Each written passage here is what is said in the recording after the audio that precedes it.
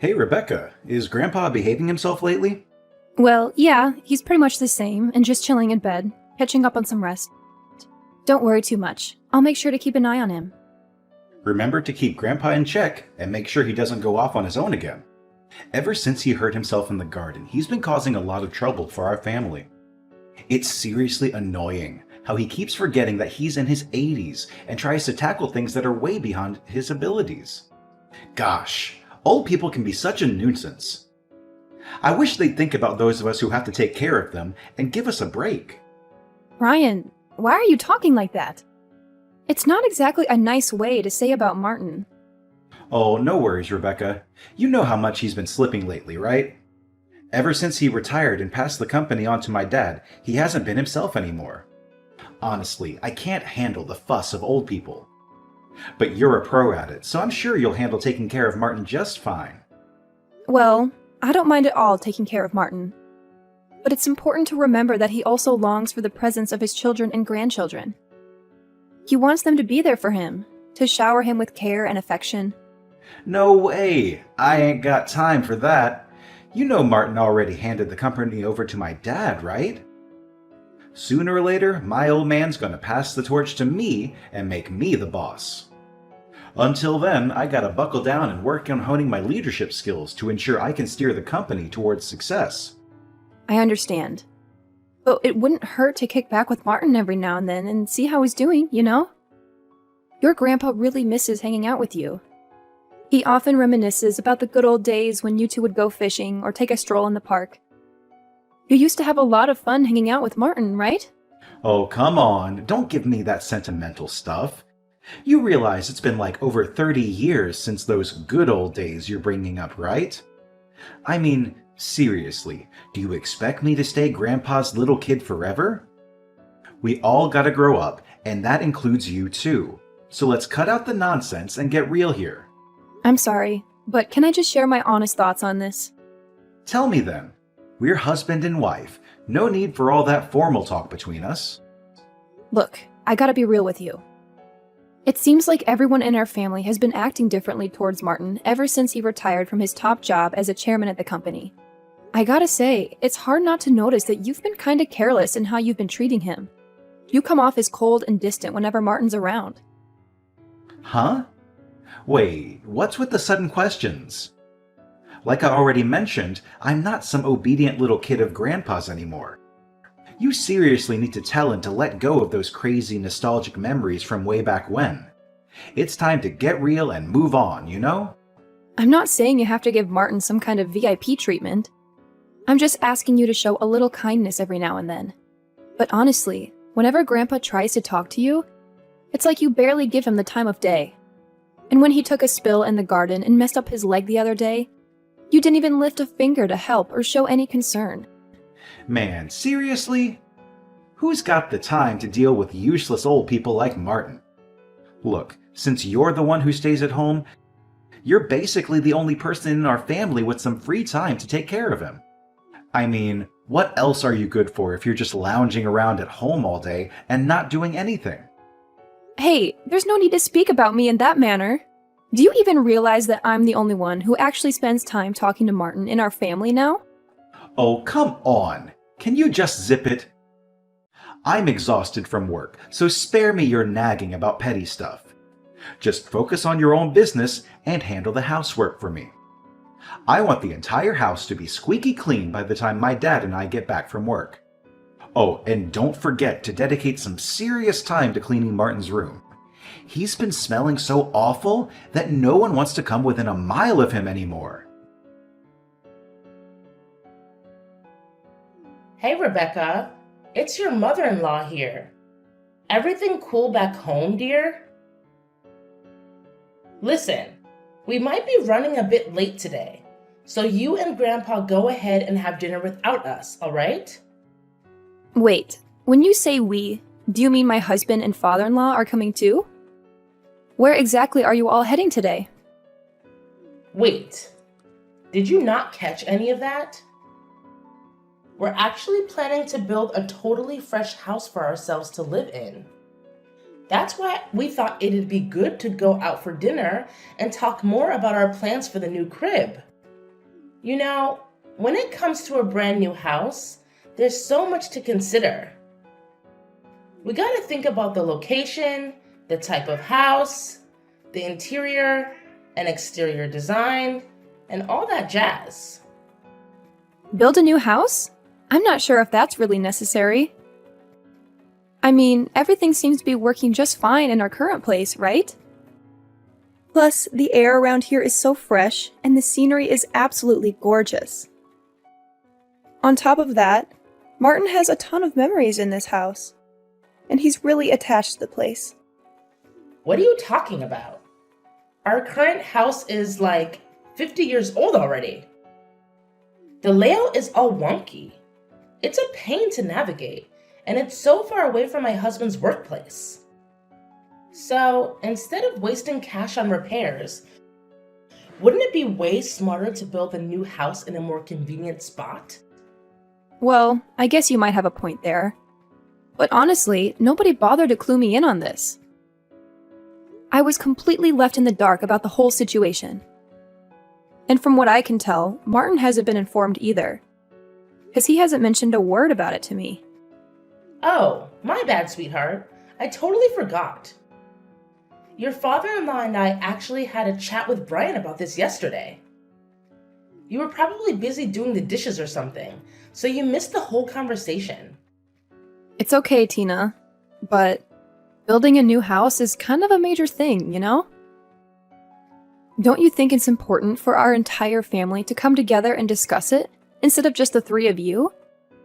And most importantly, did you even ask Martin what he thinks about all of this? Wait, what are you saying? Why bother asking for Martin's opinion? Of course he's going to be on board with this.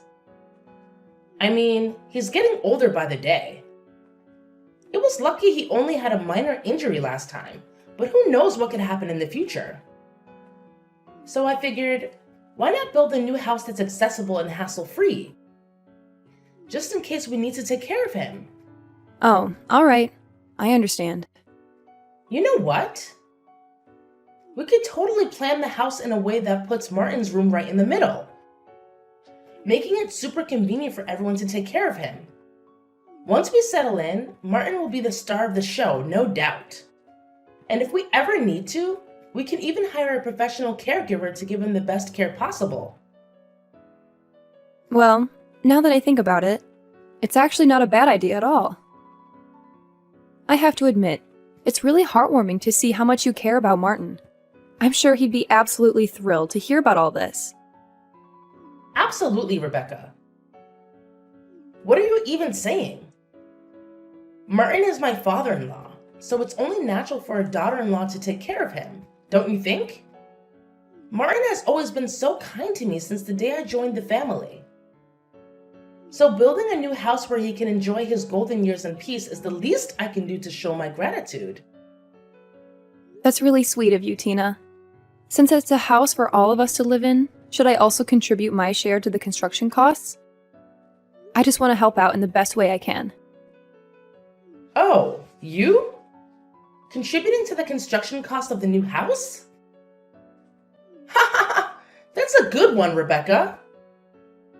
We all know you're a stay-at-home wife. And let's be real, you haven't exactly been making any significant contributions around here, let alone financially. But hey, no need to stress about it, dear. Martin will handle everything. If you really want to, you can throw in your 2 cents. But let's face it, your spare change probably won't make much of a difference anyway. Wait, what? I thought we were all going to chip in for the building expenses of the new house. You can't just expect Martin to foot the entire bill and not even bother to ask for his input like that. No need to make a big deal out of nothing. I promise I'll include Martin in any money-related decisions, alright? Now, if you'll excuse me, I've got some serious planning to do about designing my new dream house. Catch you later! Rebecca, did Martin spill the beans about his massive debt to you? If that's the case, then we're in some serious trouble, aren't we? Oh, you mean his debt of $1,820,000? Yeah, I got wind of that too, not too long ago. From what I know, Martin had become a co-signer for a loan for a friend's company, right? No kidding. It's true. And now, with his friend's company going down the drain, Martin's stuck with that whopping debt. Can you believe it? How could he be so careless? He shouldn't have gotten himself into such a reckless situation. Now, who's gonna handle that ginormous pile of debt?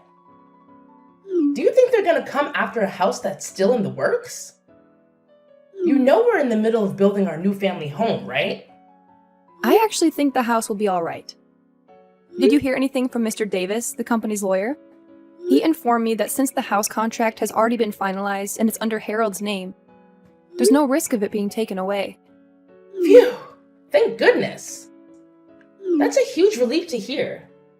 I'm so glad we went with my idea and put the house in my husband's name instead of Martin's. Oh, by the way, what about the company? Does Martin's debt have any impact on it? I already mentioned this before, but just to reiterate, it was signed in Martin's name, so there won't be any issues for the company. If you want more information, you can always reach out to Mr. Davis directly. Wow, that's a huge relief. There's absolutely no problem at all. I can't help but laugh out loud about it. What a weight off our shoulders.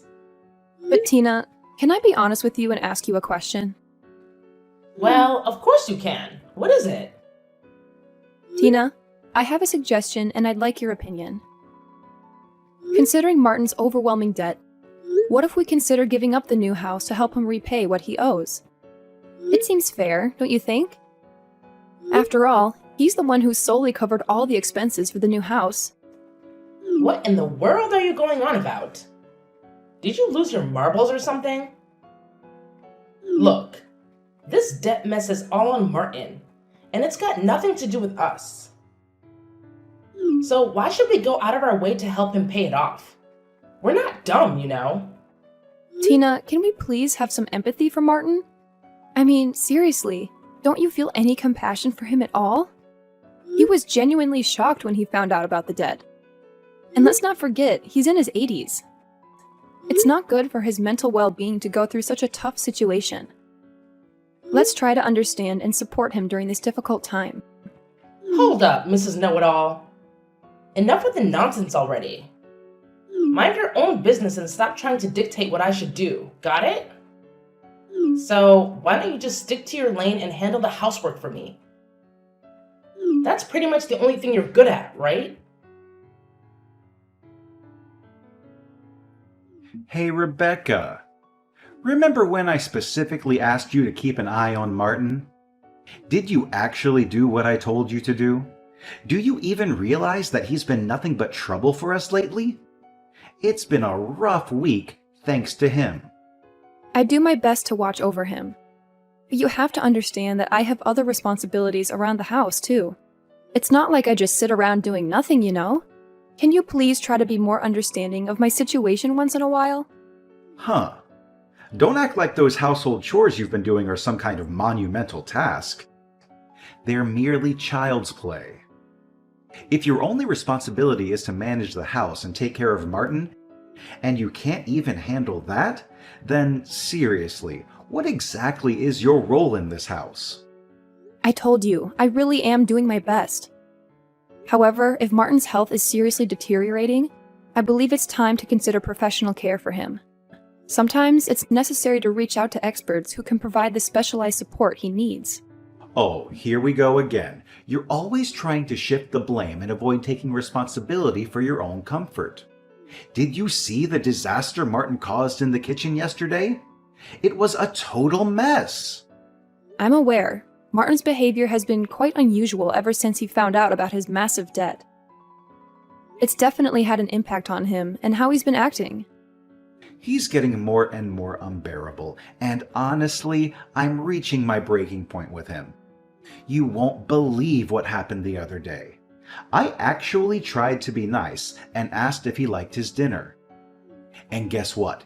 He threw one of the most epic tantrums ever, like a little kid, and snapped at me saying, "Who are you calling Grandpa? I'm only 50. You have no right to call me that."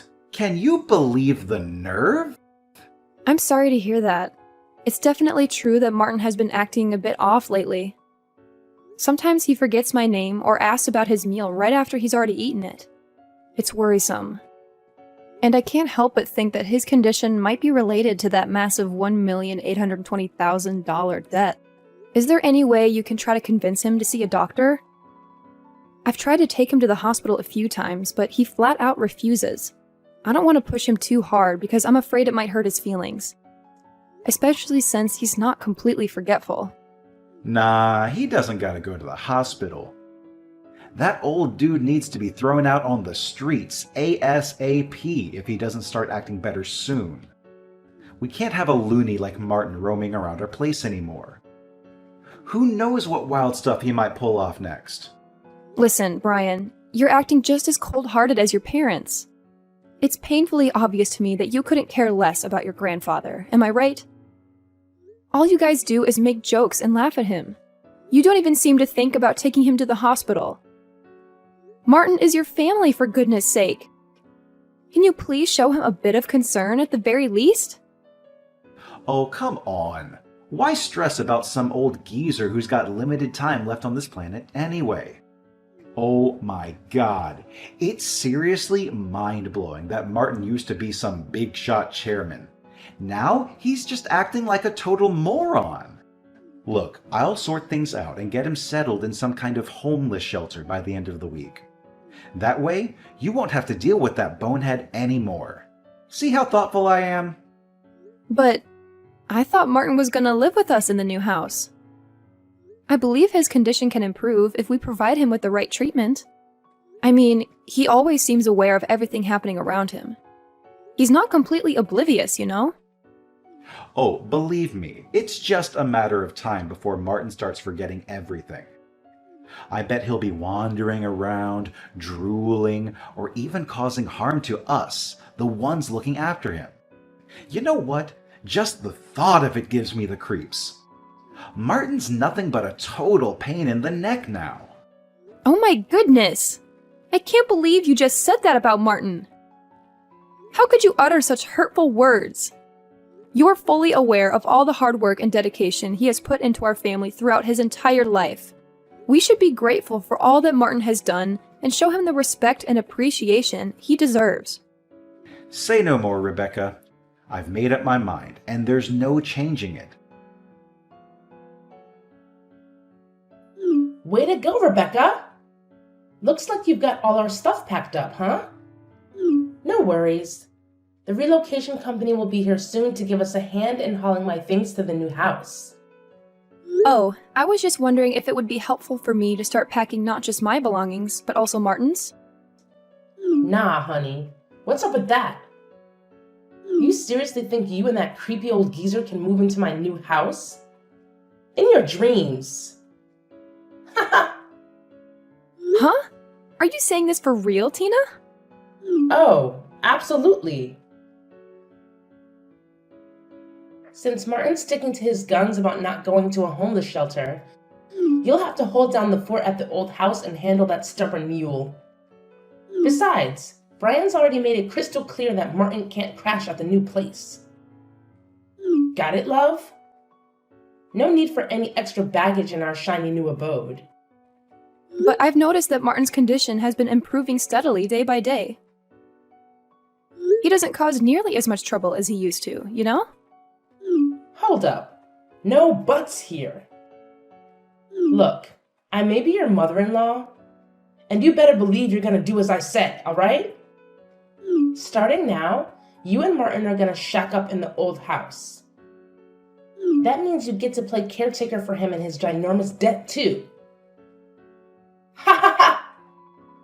Well, I guess you've already settled into your role as a useless housekeeper, so this shouldn't come as a shocker, right? Anyways, my husband and son are waiting on me, so I better jet. Catch you later! Wait a minute. Tina, please listen. You can't do this to Martin. You can't simply leave him behind like this. Good luck with the debt repayment and live in care. I'm out of here. Hey, Rebecca, are you there? Answer me. I've got something super important to ask you. Yep, I'm here. What's up? If it's about our divorce, I already sent you the papers with my John Hancock on them. Did you sign your part yet? Nah, it ain't about that. Is Grandpa kicking it with you? I swung by the old house, but you two weren't around. I know you put it up for sale, but seriously, it ain't worth a whopping $1,820,000. There's no way Grandpa can pay off his debt with the cash he got from selling the place, right? Is that why he pulled the trigger on that decision? What do you mean? What decision? Let me talk to Grandpa.